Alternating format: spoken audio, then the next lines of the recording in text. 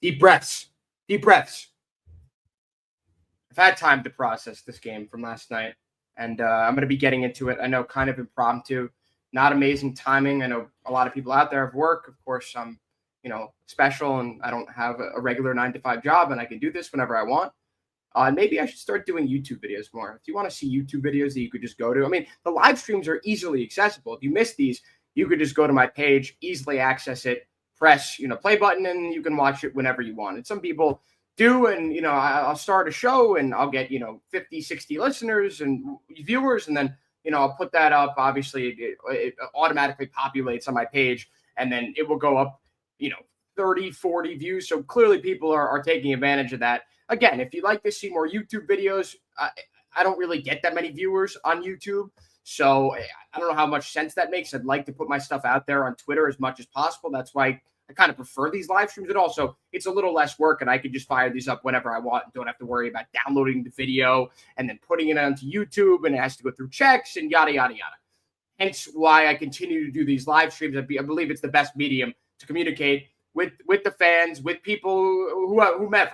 But as I said, I've had time to process the Knicks loss in Game 5 last night to the Celtics in a game that was terrible. It was one of the worst games that I've seen the Knicks play all season long. It was arguably worse than Game 3 in this series, even though the Knicks didn't go down by as much as they did in Game 3. The game felt out of reach very early in the second half. Usually the Knicks have controlled the second half, and they have cut leads and whatever.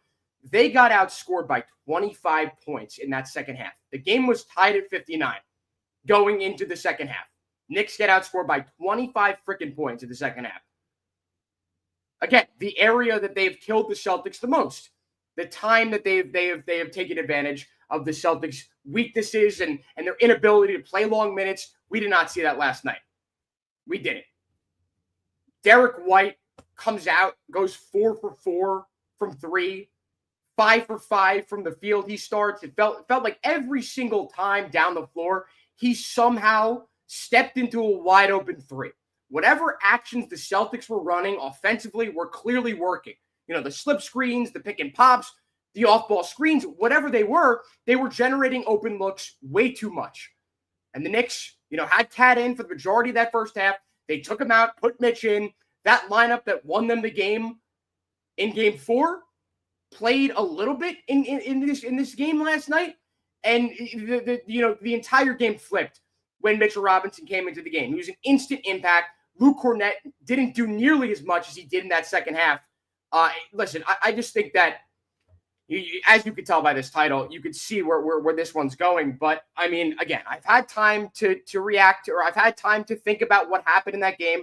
I've had time to, jot down my thoughts and not be as emotional about what happened and what didn't happen. Tom Thibodeau deserves a lot of blame for what happened last night. A lot of blame.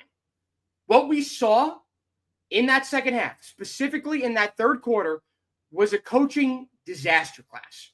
Joe Mazzulla, going into Game 5 without his star player, made a bunch of adjustments.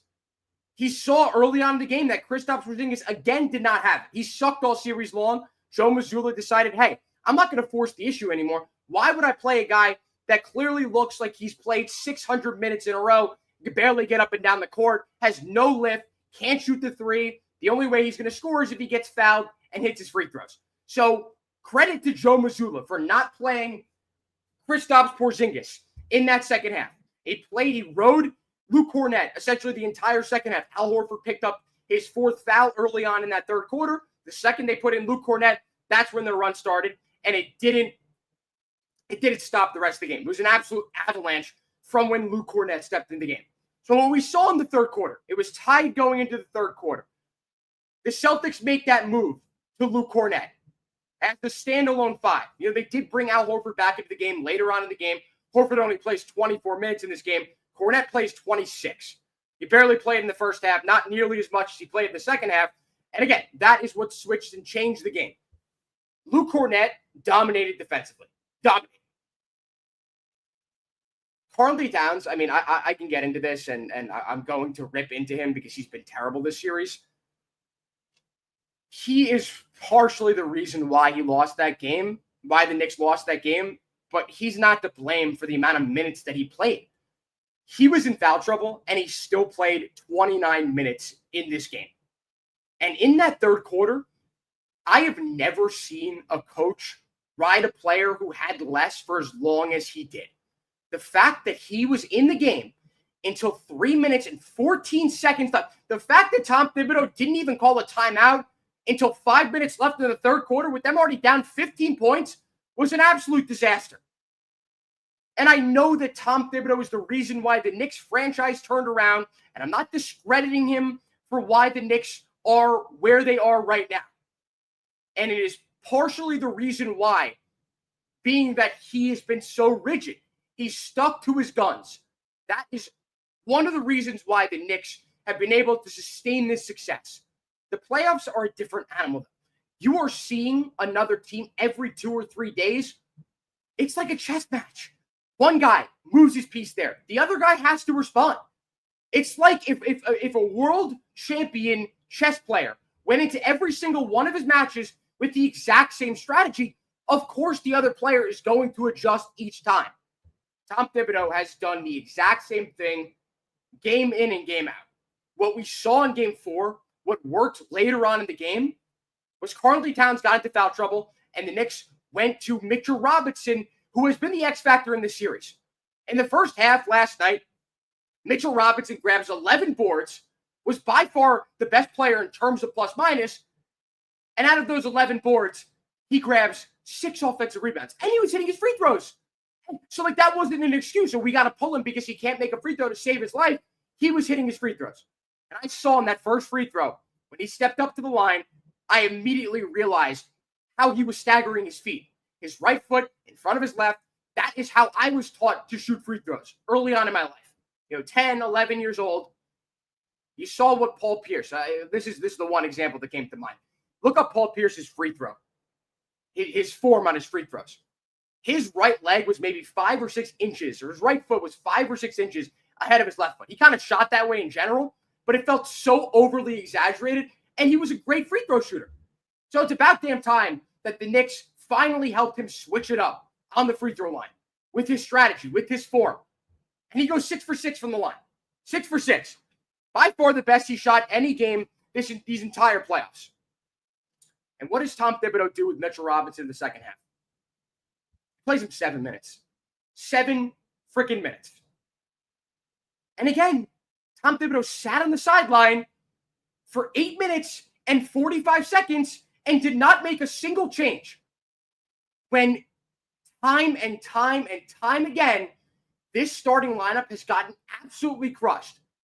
And I've got advanced stats to prove it. It's something that we've seen since the Pistons series.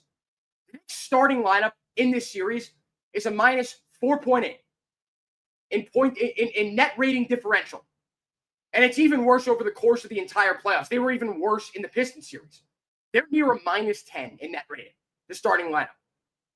And yet they have played the overwhelming majority of the time. For the life of me, I could not understand how Tom Thibodeau continues to stick with this starting lineup, considering how bad they look to the naked eye, how bad they are in advanced stats as well. It's not just like, oh, well, you could throw that aside. They look a lot better. No, they're terrible on both ends. Basic stats and the advanced stats as well. I've seen high school coaches make better adjustments in game than Tom Thibodeau has done. And I get it. I understand. The Celtics were a different team last night from what we saw those first 4 games of the series. And obviously, because Jason Tatum, their best player, went down, and of course, Joe Mazzulla in a must-win game is going to make a myriad of changes offensively and defensively as well. And what we witnessed was the Celtics getting every open look they possibly could have gotten in a game last night. The Celtics absolutely dominated the Knicks on both ends of the floor. It wasn't just offensively. The Celtics shot 45% from 3, 22 of 49. They stuck to their guns. They kept shooting threes, but at the same time, they attacked the paint. What we saw from Jaylen Brown, constantly hunting mismatches, taking the ball to the basket, drawing fouls. We saw that all night long. So it wasn't just the three-pointers. It was a mix of both. And it was the best the Celtics offense has looked all series long. So credit to Joe Mazzulla, credit to Derek White for hitting his shots, credit to Jaylen Brown for having by far his best game of the series and stepping up when it mattered the most. 26, 12, and 8 from Jaylen Brown. And he played amazing defense on Jalen Brunson. And I know Joe Mazzulla is kicking himself for not putting Jaylen Brown on Jalen Brunson earlier on in the series. It clearly worked. Offensively, it was a mess for the Knicks. Throughout that stretch where the Knicks were unable to put the ball in the basket and could not get a stop on the defensive end in that third quarter, it was so much of the same that we've seen all season long that just hasn't worked for the Knicks. Jalen Brunson iso ball, not getting into their offensive motions until 14, 13 seconds left in the clock. Jalen Brunson walking the ball up the court, sitting there dribbling around the perimeter. And the Knicks do nothing until 12, 11 seconds left in the clock. And we saw it time and time and time and time again. I was losing my mind. Watch that game. Watch that game go away from the Knicks. We watched it. We watched it unravel in real time in that third quarter. Tom Thibodeau, after the game, was asked about what happened in the middle of that third quarter, why there weren't adjustments, and he said he was searching. Searching for what, Tom? What were you searching for? Were you searching for different lineups that could potentially work? Were you searching for a different offensive scheme? No. When Tom Thibodeau finally called that timeout, with, I believe, 5:15 left, he let 7 minutes go off the clock, and the Knicks were down 15. When he finally called that timeout, the Knicks come out on offense. And instead of setting an off-ball screen, instead of working the pick and pop with Karl-Anthony Towns and Jalen Brunson, you want to know what happened? Jalen Brunson dribbled the ball out the entire possession and forced up a contested look at the end of the shot clock. And obviously it didn't go in. An entire timeout wasted for the Knicks to come out with the starters again and with no plan offensively. And I know there are a bunch of people out there who want to blame the officials, want to blame the refs for every single one of the Knicks players getting into foul trouble in that third quarter. And I understand there were a few questionable calls. Jalen Brunson picked up 5 fouls in a quarter, which is just unheard of and unacceptable. 4 of those are fouls. 4 of those objectively were fouls. As much as I'd like to kill the officials for how badly that game was officiated in the third quarter, most of those were fouls. Maybe besides that Jaylen Brown foul or the Karl-Anthony Towns foul when Jaylen Brown took it right into his chest and then flopped to the floor. That was Towns' 4th foul. That wasn't a foul. And then when the Celtics got that call overturned, when they called the block and then ended up being a charge, I didn't agree with that as well. But I digress. That wasn't why the Knicks lost this game. And anyone out there saying that was the reason why the Knicks lost, come back down to earth. Return to reality. The Knicks lost the game by 25 points. If a few calls go their way, you still think they have a chance in that game? You're like, oh, Bryce, Jalen Brunson fouled out with 7 minutes left in the fourth. Good. He was able to sit, and he was able to get some rest before this next game. He only played 33 minutes in this game. He would have finished out the game or been taken out with 2 minutes left when the Knicks parked the bus. And for what? The Knicks were not winning that game at that point. It was too large a lead for the Celtics to blow. It was too big of a lead. It was an insurmountable lead. That's what I'm trying to get at. I can't think of words right now. But it was unacceptable all around. There was no offensive scheme. For the life of me, cannot understand why Karl-Anthony Towns has taken 13 threes in this series. 5 games have been played. You could do the math. 2.1 threes per game? It's unacceptable. And this isn't something new. The Knicks traded Julius Randle and Dante DiVincenzo, the former of whom had one of the best series in Timberwolves history. Steve Kerr said it after the game last night in which the Timberwolves knocked out the Warriors, and he said, Julius Randle was unstoppable in this series. We could not stop him. They traded away Julius Randle. They traded away a guy who could create his own shot. Yes, there was a lot of bad that came with Julius Randle. There was a lot of bad in terms of demeanor, in terms of body language, in terms of when the Knicks were getting crushed and he was playing poorly, he'd sometimes sit at the end of the bench and look like an absolute bitch. But the Knicks could so desperately use his shot making right now. And could you imagine if the Knicks had Dante DiVincenzo? Like, how desperately do they need a volume shooter? How amazing would it have been to watch the four Villanova guys play together? The amount of chemistry that they would have had. And I know this is a moot point. And I could sit here and discuss it all day long. It's not going to change the fact that the Knicks did make the move. And they did trade for Karl-Anthony Towns. But what I'm getting at, you trade for consensusly the best three-point shooting big man in NBA history. He shoots 42% from three this year. He only takes 4.8 threes per game this season. He shoots just over 2 threes a game in this series. He's 2 for 13. You're not generating any open looks for him on the perimeter? What the hell is the offensive game plan when it comes to Karl-Anthony Towns? It is simply not good enough. And what you heard after the game from Karl-Anthony Towns, and I'm going to try to find this. I like the tweet, but I think it was pretty obvious and telling what he was trying to get at and who he was potentially calling out there. But I think he understands it just as well as the fans do.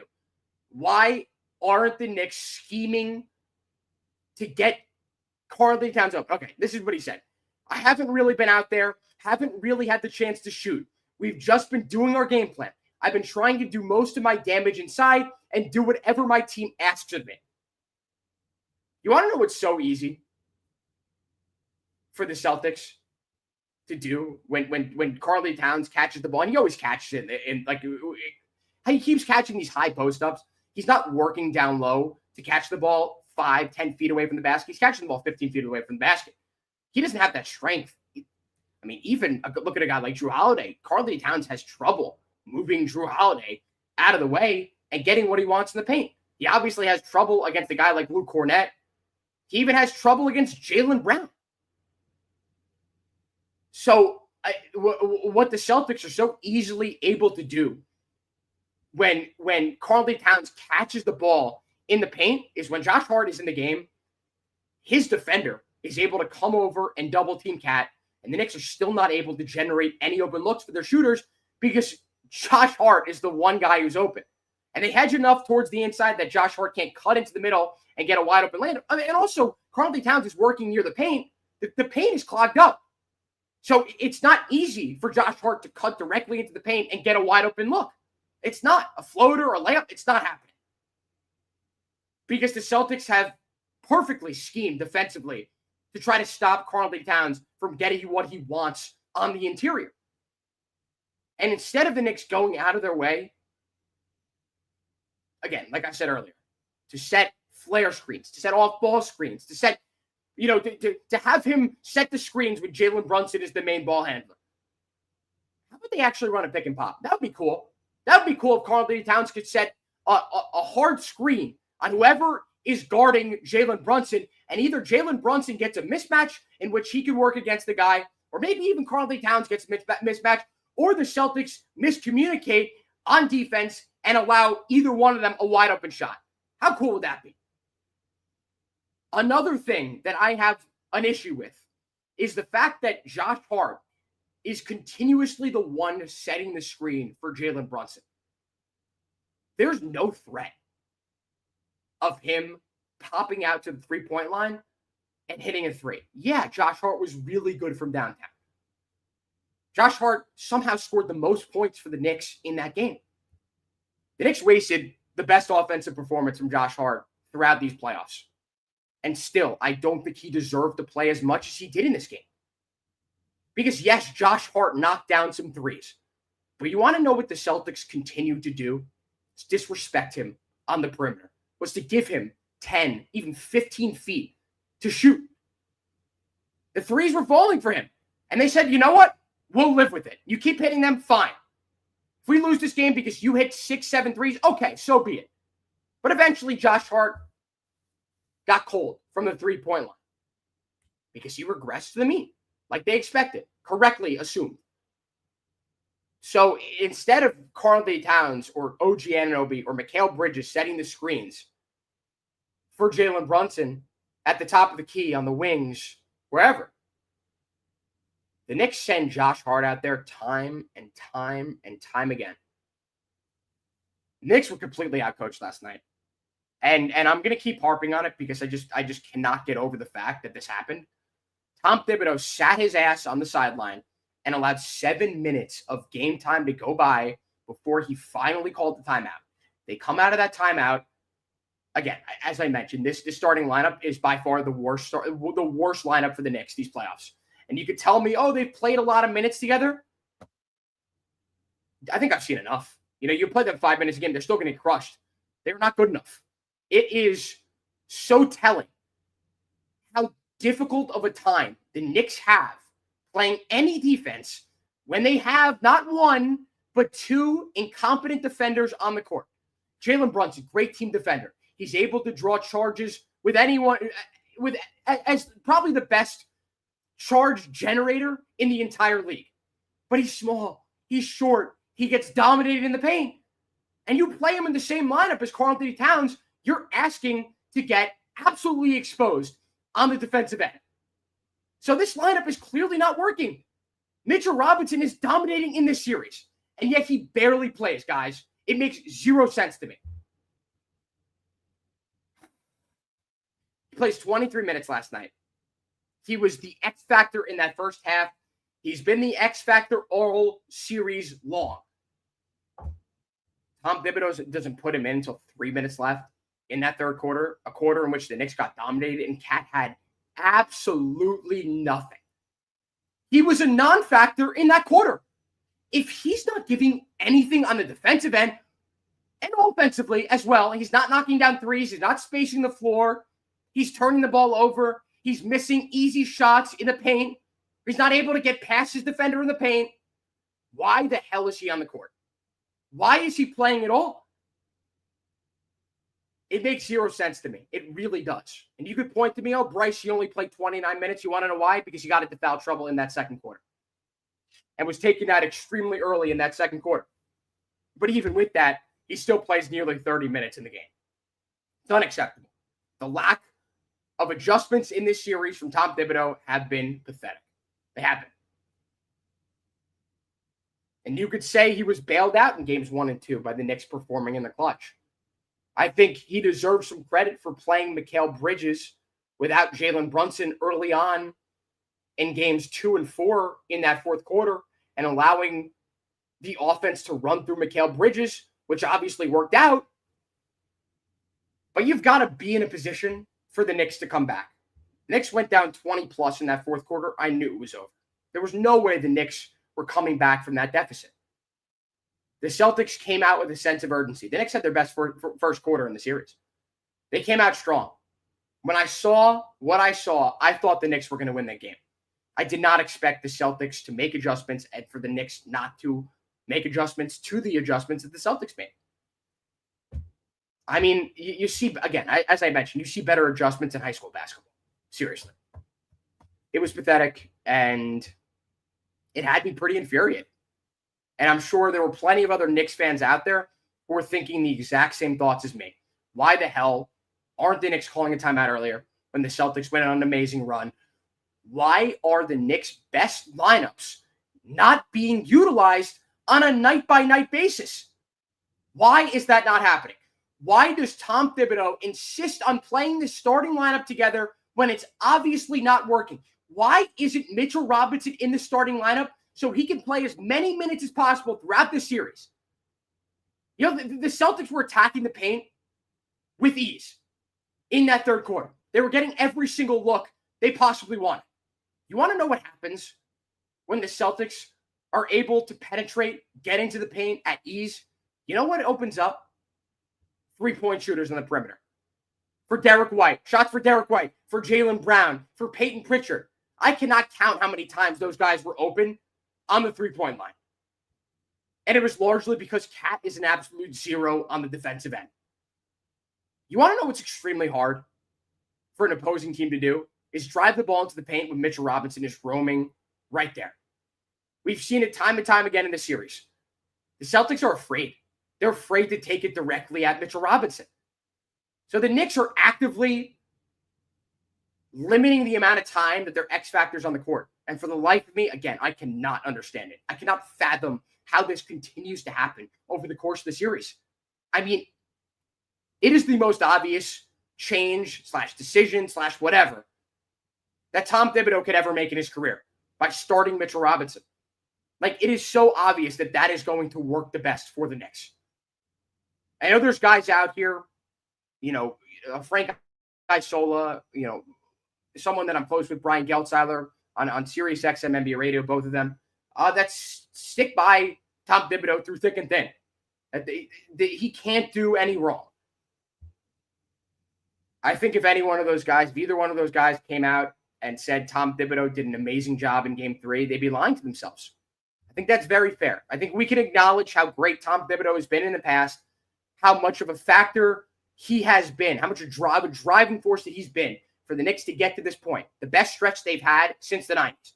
He deserves all the credit possible. This team may just be limited offensively with Tom Thibodeau at the helm. And the Knicks are at this point again because they're a Tom Thibodeau coach team. They've had amazing fourth quarters because the Knicks have been run for so many minutes throughout this regular season. You got to give Tom Thibodeau credit for that. But when the going gets tough, the other team makes a zillion adjustments. You need to not be so stubborn and so rigid. Tom Thibodeau would be one of the best coaches in NBA history if he was able to get out of the mindset of, I'm going to keep rolling with this no matter what happens. And the Knicks would be a much better team because of it. That's just not who he is. And it's extremely frustrating. I will continue to die on the hill that this Knicks team has a ceiling. With how open these playoffs are and with how the odds look, with what people think about this Knicks team after they were able to overcome insurmountable odds throughout the course of the series, there's no reason why the Knicks couldn't have closed out in Game 5 last night. Yes, the Celtics hit 45% of their threes. The Celtics, they did shoot 49 threes last night. Do you want to know how many of those 49 threes were open? And I don't have the numbers in front of me. This is a rough estimate from what I saw. Probably 35 of those threes. 20 of them were probably wide open. There wasn't a defender within 5 to 10 feet from them. Open 3 or 4 feet defenders away from them. I know that's not accurate when they released that data, but from what I saw from the naked eye, the Celtics, every time down the court, whether it was in transition or the half-court sets, were able to generate very easy wide-open threes. Karl-Anthony Towns, in that first half, from the top of the key, the three that he hit, didn't touch the rim, might have been the first wide-open three that he's gotten this entire series. I don't think that's hyperbole. I cannot remember the last time Cat has gotten a wide-open look, a foot, a few inches away from the three-point line, maybe from 30 feet, but not that close to the three-point line. That was the first time that I can remember, that I can recall that Karl-Anthony Towns is able to get that wide open of a three. The Knicks have not done a good enough job off ball to generate open looks for him. It's objectively true. There's no intentional drives and kicks to get Karl-Anthony Towns open at the three-point line. Yes, there is a constant, the opposing team, no matter who they are, whether it was the Pistons in the first round or the Celtics in the second round, there's a constant eye being kept on Karl-Anthony Towns. Like, they're not going to concede any space to him. And I understand that, but you got to force them to. You got to force their hand. You got to get into the paint by, with an OG Anunoby screen or Karl-Anthony Towns screen and get him open on the pick and pop, whether it be Mikal Bridges, whomever, Mitchell, I don't care. It's got to be a hard set screen that generates a mismatch, that Jalen Brunson can attack the paint or Mikal Bridges can attack the paint, or OG Anunoby can attack the paint, draw a double team, and get the ball to Karl-Anthony Towns for a wide open three, or Jalen Brunson, or whomever. The Knicks have not done a good enough job getting open threes this series. Like, there's no reason why the Knicks should be up 3-2 in the series. After what the Celtics did in games 1 and 2, with how they imploded, with how many threes they missed in both those games, shooting 25% from 3 in both those games. And we saw it in game 3, that wasn't going to continue as a trend. And you got to give credit in game 4 to the Knicks. They came out and dominated in the second half again. But the Celtics, they're a different team. They're more dynamic without Jason Tatum. They may not have that closer, but Jaylen Brown, if he plays like he did last night, if Derek White hits every open three that he gets in any single game, the Celtics will not have a difficult time whatsoever coming back and potentially winning the series, which would be the most demoralizing defeat for any of us Knicks fans across all the sports teams that we root for. It would be unacceptable. And I might have to take a months-long break from watching or talking about sports. And that's not hyperbole. I can't get over what happened last night. And if game 6 starts off with the same starting lineup and Tom Thibodeau rides that starting lineup the majority of the first quarter, I don't know what I'll do. I really don't know. I might have to stay off my phone. I might have to turn my phone off so I don't say some stupid shit on X. Seriously. I mean, I for the life of me cannot understand why last night's game went the way it did. The Knicks have so much more talent than whatever the Celtics threw out there. They had no oomph. They had no juice in that second half. You want to know why? Because they went down so many points without a change being made. Tom Thibodeau did not allow Deuce to come in, Mitch to come in to provide any spark. And by the time they came in with 3 minutes and 14 seconds left in that third quarter, the game was too far out of reach. The Knicks already looked dejected. They already looked like the game was over because they were unable to generate anything offensively because Cat freaking sucked. It's not like he was given a chance to thrive last night. 4.8 threes he averaged the entire year. I never thought that was enough.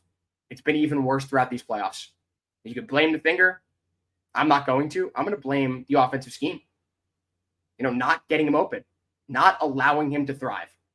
He's not able to generate his own shots, and that's a problem. He's not Julius Randle. He doesn't have a step back. He's 7 feet tall. He's not 6'9". He's not a great ball handler. He's a pretty good playmaker. But man, he needs to show up in this game 6 more than anyone else. There's no more pressure on anyone besides Karl-Anthony Towns. And it would take a lot of pressure off of him if he was actually included in the offensive scheme. All right, that'll do it for today. I have work right now. I wish I could go longer on this. I wish I could have gotten a little bit more viewers, but it is what it is. Thanks everyone for tuning in. And if you missed it, you can check this out on, of course, now I get more viewers. This is always how it works. As I'm about to log off, it's every time. But I got work. Unfortunately, I covered a lot here. So if you missed any of it, go on my Twitter page, X page. You could scroll back, watch the entire thing. But as always, thanks so much for tuning in, and I'll talk to you all tomorrow.